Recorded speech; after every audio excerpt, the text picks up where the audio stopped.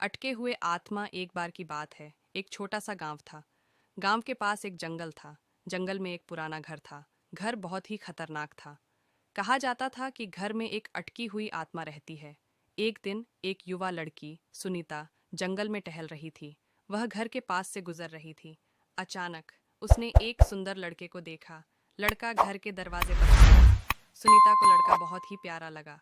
वह लड़के से बात करना चाहती थी। वह लड़के के पास गई और उससे बात करने लगी। लड़का बहुत ही मिलनसार था।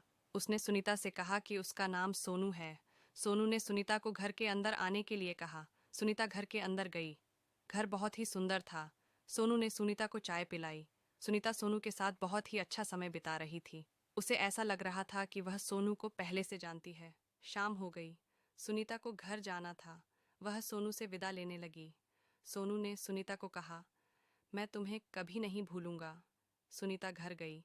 वह सोनू को बहुत याद करने लगी। दूसरे दिन सुनीता फिर से घर के पास गई।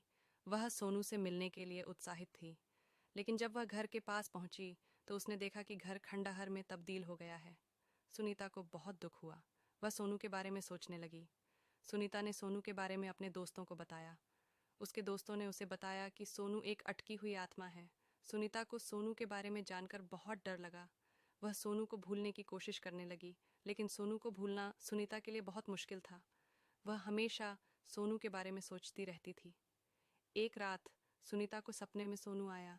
सोनू ने सुनीता से कहा, मैं तुम्हारे साथ हूँ। मैं हमेशा तुम्हारी रक्षा करूँगा। सुनीता को सोनू के सपने से बहुत शांति मिली। वह सोनू को भूलने लगी। सुनीता ने सोनू के लिए एक मंदिर बनवाया। वह हर दिन मंदिर में जाकर सोनू को याद करती है। नैतिक। भूतिया स्थानों से हमेशा दूर रहना चाहिए। अटकी हुई आत्माओं को कभी भी नहीं भूलना चाहिए। अंततः यह एक डरावनी कहानी है जो हमें भूतिया स्थानों से दूर रहने और अटकी हुई आत्माओं को कभी भी नहीं भूलने की चेतावनी देती है।